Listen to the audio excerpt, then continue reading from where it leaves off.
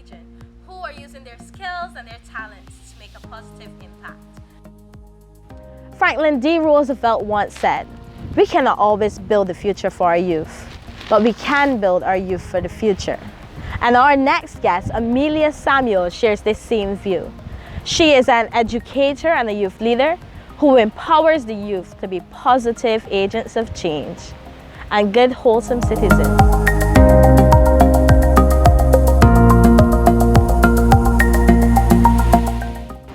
Alright, so welcome back to Soul Shine, and today we have with us Amelia Samuel. And so we're just going to get to know her a bit. So Amelia, I want you to tell us a bit about yourself. Who's Amelia? Well, Amelia is a fun-loving, very energetic individual, a person that loves children, and I definitely love youth. So I love working with youth, love working with children. I love having fun, and adventurous things. Oh, for sweet. sure. Yes. Okay, so know that you work, as you said, you work with children. This is your profession. So, and then outside of your profession, you're also the District Wesleyan Youth President as well. So you work with youth all over. All over. All right. So what is really your driving force behind it? What's the reason for your chosen profession? Well, when I was at university, doing my undergraduate in psychology with social work, I was afforded the opportunity to actually go to New York for a special needs camp. So this was like a work camp, and there I met some special needs children. So I was actually literally thrusted into it. Okay. And I enjoyed the experience, and just being able to share, learn, work with those young people. And from then I went another year, and then I decided to do my master's in special needs, so that I can just get a better understanding of what it means to work with these type of children.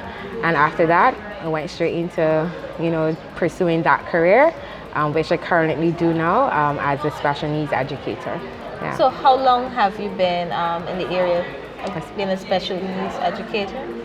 About 7 years. How has that been? Has its ups and downs, but is something that I wouldn't trade. I really enjoy my work, and just being able to see the children progress, allowing them to achieve their goals, seeing the smiles on their parents' faces, knowing that they have accomplished even just the slightest goal that we set for them. That just makes it all better. Yeah. So can you tell us then, from your work experience, what would be one of your most memorable moments from my work? Yeah. I think it will be like the tours. So what we try to do, we try to make education fun. So it's not just being in the classroom where we sit and write all the time, but we make them have real life experiences. So we've been on a number of tours, and I think recently we looked at transportation. So we took them on a train ride, and the kids had a blast. Going on the train, learning about the train, enjoying the train ride.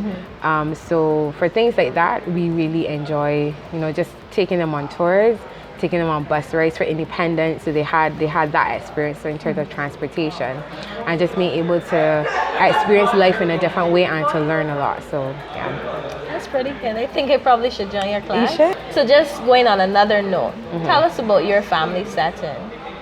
Well, I am the last of 4 girls from my mom, and I have an older brother also.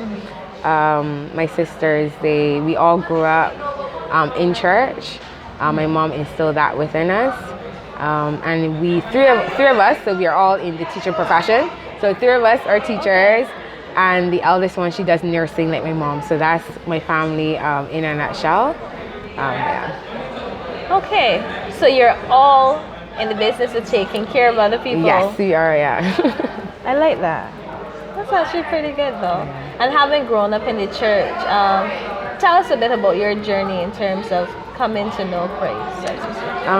Well, I was about 11 years old.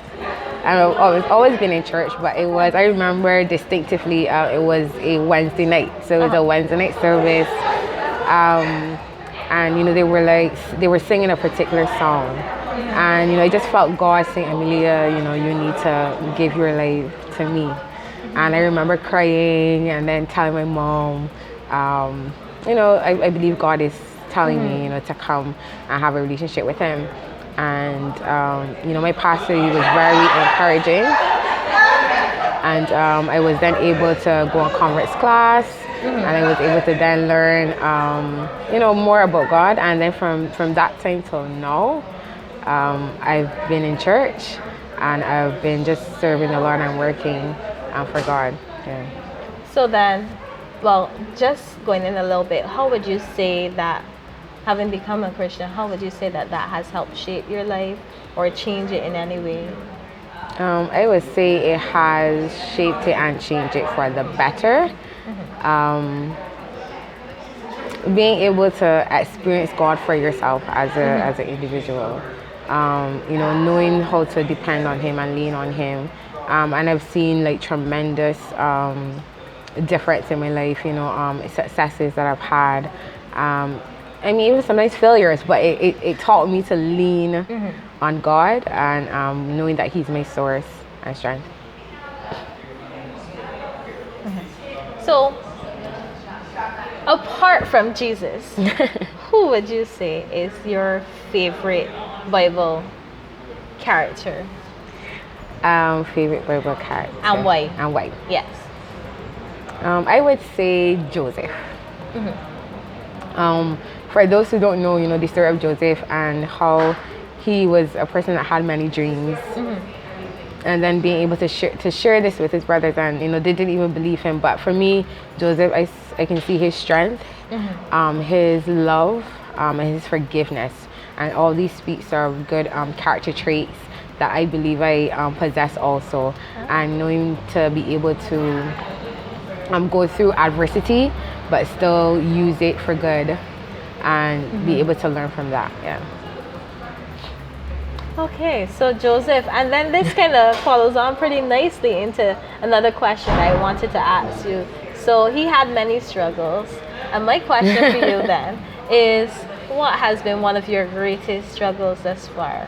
I would say one of my greatest struggles is prioritizing. Like, I have a really task in terms of prioritizing what needs to come first, and even in terms of organizing different things that I would need to do, and knowing when to hold back from when I'm able to just be giving, because I'm a giver, and I would always want to do and do and do, and not being able to prioritize what's important and what I can put back for later, and just having my organizational skills exactly how I should do things. So that's been a struggle. I'm working on it. Yeah, I think it's a constant work. It's a constant work, yes.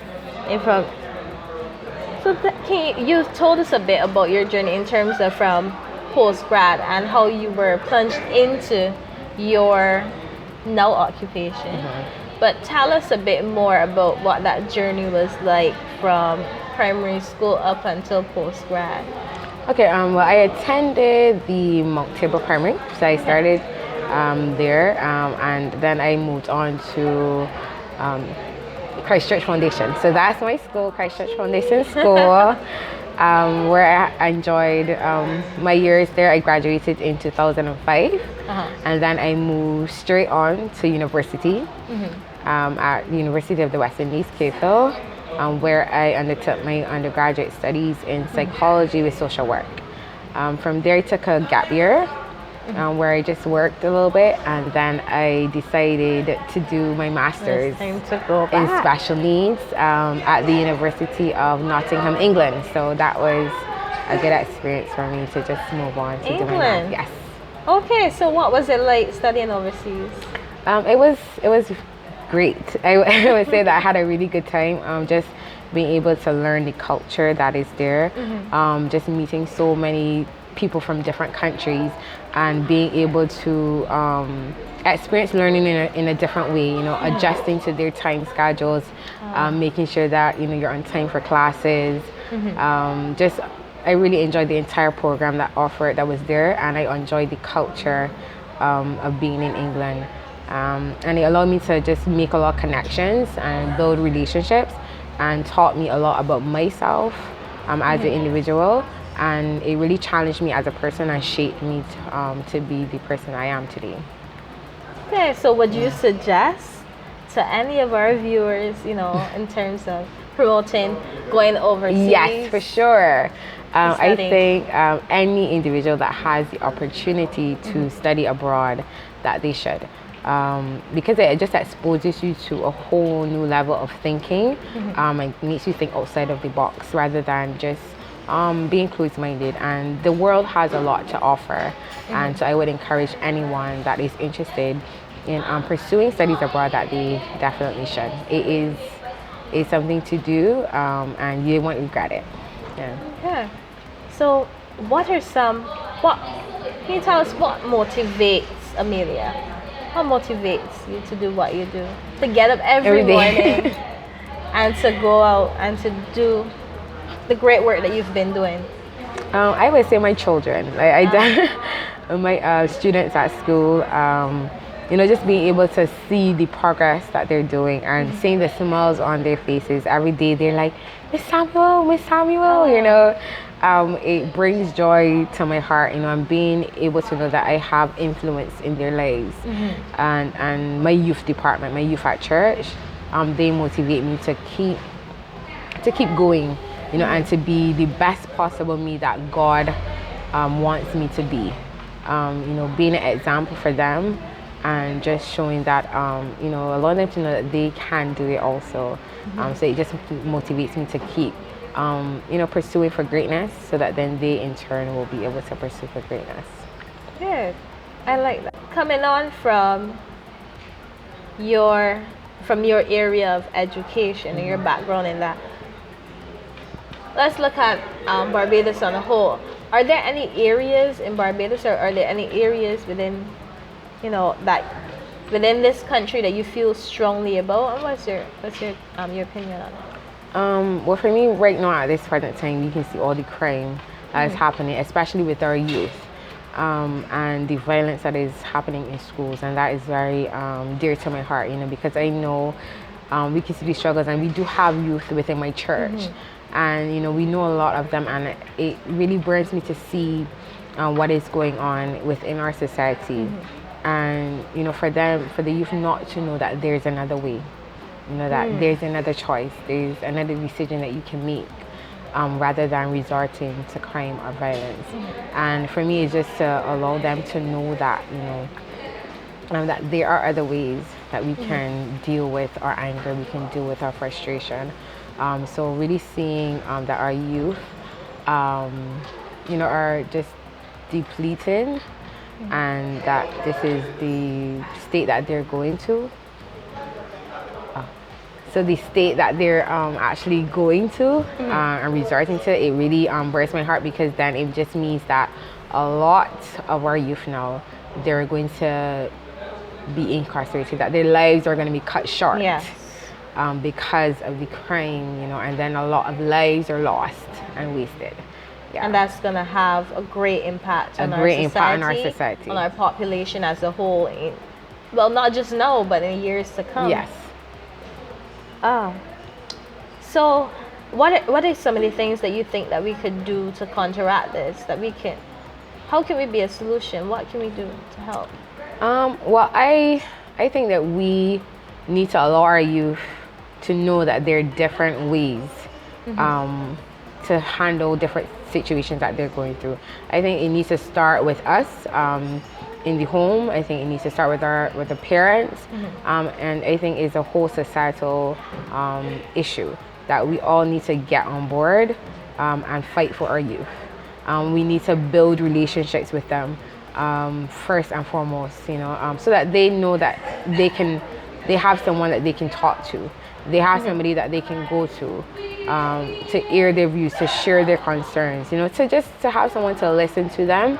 And I think we just need to continue with some of the programs, the youth development programs, find skills that our young people are good at, and to really shape them and mold them into these type of individuals, maybe some gardening, craft, dance, find different ways that our youth are excited about and that we can get them engaged, so that then they have the opportunity now to use these skills, utilize the skills that they have in a positive way.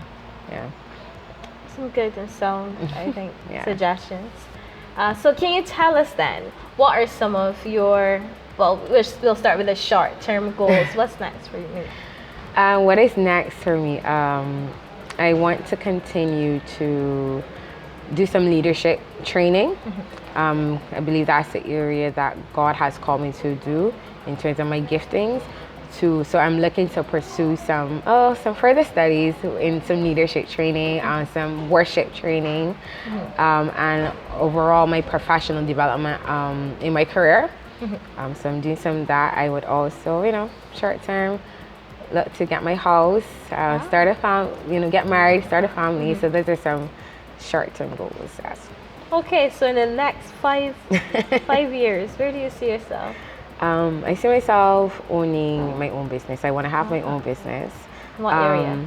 I'm looking at special needs. So I'm still looking in terms of education. I would like to open a nursery or a facility for special needs individual, where is that they can still learn some skills, academics, but also skills where that they can then enhance themselves and be independent as well. Because that's my goal for them to, be independent, be an asset to our society, be a contributor, and to let people know that yes, they may have special needs, but they can still contribute to society.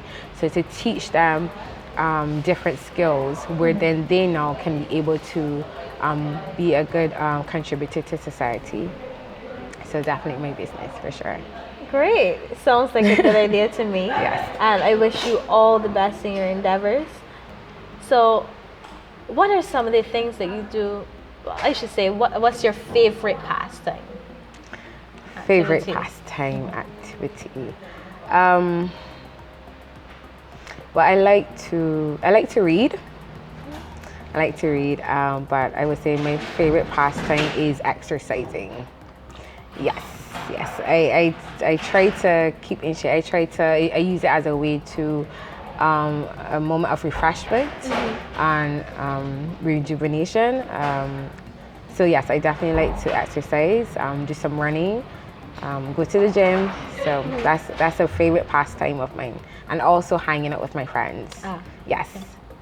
So in all of this, who is one person that you look up to as your role model? One person, I would say, is my sister. She's my second sister, Aunt Jeanette. She is a person I have always looked up to when I was young. I always wanted to be like her in terms of the character that she has. She is giving. She's also very motivated and organized, and she's very driven. So seeing her and just see the things that she has accomplished, it keeps me going. It motivates me. It helps me to say I want to continue to be like her, because she's a good role model. How would you define success? Success for me is setting out the goals that I have and achieving them. So whatever it is that I put my mind to do, whatever it is that I look forward to doing and accomplishing, that is success for me. Okay. And do you have our last thing for the day, what words would you have to say for, let's say, a young person who is watching right now, or that person who might feel like, giving up, or, I'm just a small person, what I have to give might not be that significant. Share something with them. For me, what I would definitely say is to put God first. God is the source of everything, and once you put him first, you also have to put in the hard work. Sometimes we look and say, I might not have as much as somebody else, or I don't have this gift, but God has invested and he has planted within each and every one of us something that we can use. So we all have gifts, we all have talents. So So we just need to tap into that and allow him to use us. I will also say that hard work goes a long way. Whatever goal that you want to achieve, you must put in the work. You must be dedicated. You must be committed. And then you will accomplish. You will succeed once you put in the work. Oh, Yes. I think that brings us to a really good close. And I think that all is left to say really from all that you've been saying is, you know, just go out there and let your light shine. Let your light shine. Yeah.